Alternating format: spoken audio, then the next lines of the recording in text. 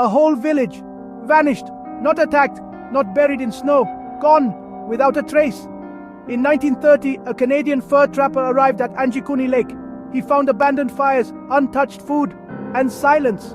No signs of struggle, no footprints leaving the village. The Royal Canadian Mounted Police investigated, but what they found only deepened the mystery. Joe LaBelle was a seasoned fur trapper, familiar with northern Inuit villages.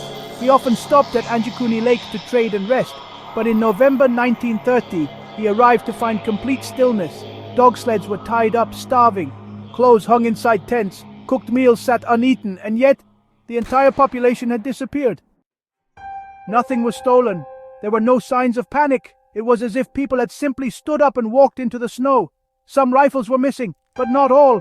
Even more disturbing, graves were dug up, bones removed, crosses snapped in half. Something unholy had happened here. LaBelle reported the scene to the Royal Canadian Mounted Police, or RCMP. When they arrived, the officers confirmed it. Every man, woman, and child had vanished. No blood, no struggle, no weather disaster. Even the villagers' prized sled dogs were found dead, starved and frozen, still tied up. What could explain this mass disappearance? Was it mass migration? That seems unlikely. There were no tracks at all. Could it have been disease? But no bodies were found. Maybe an attack. Yet, there were no signs of violence.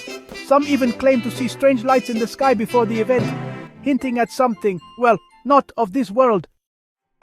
Years later, the RCMP tried to discredit the story. They called it a hoax, blaming exaggerations by journalists. But here's the catch. Joe LaBelle was real.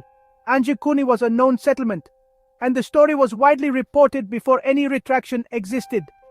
So what changed? Could this have been a case of collective disappearance? Some theorists suggest dimensional rifts, like the village just slipped into another reality. Others say it was a government cover-up, hiding something found at the lake. No bodies, no answers, just cold snow and honestly, even colder silence.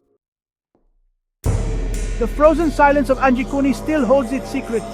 No official explanation has ever been accepted. So what happened to the villagers? And more importantly, could it happen again?